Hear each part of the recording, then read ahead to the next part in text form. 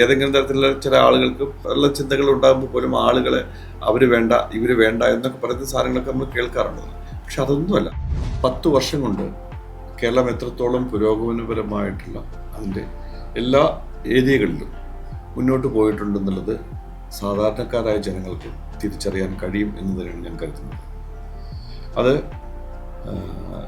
വിദ്യാഭ്യാസത്തിൻ്റെ കാര്യത്തിൽ, ആശുപത്രികളുടെ കാര്യത്തിൽ ഈ വളരെ കൃത്യമായിട്ട് പറഞ്ഞു കഴിഞ്ഞാൽ വലിയ മഴ പെയ്യുമ്പോൾ പോലും പ്രളയമുണ്ടാകുമ്പോൾ പോലും കൂടെ നിൽക്കാൻ ഒരു ഗവൺമെൻറ് ഉണ്ടായിരുന്നു എന്ന് തെളിയിച്ചിട്ടുള്ള ഒരവസ്ഥയുണ്ട്.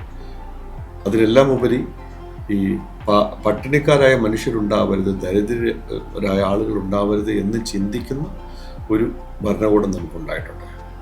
ഇതിനെല്ലാം ഒരു തുടർച്ച സത്യത്തിൽ ആവശ്യമാണ്. ക്ഷേമ പെൻഷൻ്റെ ബന്ധപ്പെട്ടുകൊണ്ടൊക്കെ തന്നെ കാര്യങ്ങളിൽ ഞാൻ വർക്ക് ചെയ്തു പോകുന്നുണ്ട്. കേരളത്തിലെ ഒരുപാട് കലാകാരന്മാർക്ക് സഹായങ്ങളായിട്ട് ലഭിക്കുന്നുണ്ട്. അവരുടെ വെൽഫെയറിന് വേണ്ടിയുള്ള കാര്യങ്ങൾ, അവർ മെഡിക്കൽ ആനുകൂല്യങ്ങൾക്ക് വേണ്ടി, ഇതെല്ലാം ഒരു ഗവൺമെൻറ് അക്ഷരാർത്ഥത്തിൽ നല്ല രീതിയിൽ തന്നെ ചെയ്തു പോകുന്നുണ്ട് എന്നുള്ളത് ഞാൻ അതിൻ്റെയൊക്കെ ഭാഗമായിട്ട് നിന്നുകൊണ്ട് പോകുമ്പോൾ എനിക്ക് മനസ്സിലാക്കാൻ കഴിയുന്നുണ്ട്.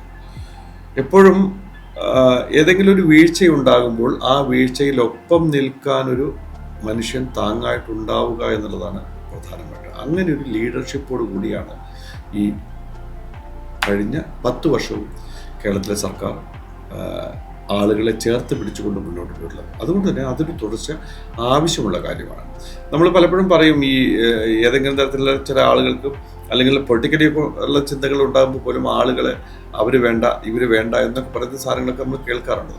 പക്ഷെ അതൊന്നുമല്ല. അങ്ങനെ മാറ്റി നിർത്തപ്പെടുക പോലും ചെയ്യാതെ ജനങ്ങളെ പരിപൂർണമായിട്ടും ചേർത്ത് നിർത്തിയിട്ടുള്ള ഒരു ഭരണകൂടമാണ് ഈ കഴിഞ്ഞ 10 വർഷവും കേരളത്തെ മുന്നോട്ട് നയിച്ചത്. അതുകൊണ്ട് തന്നെ കേരളത്തിൻ്റെ സമഗ്രമായ പുരോഗതിയിലേക്കും വളർച്ചയിലേക്കുമെല്ലാം ഈ ഒരു തുടർച്ച ആവശ്യമാണ്.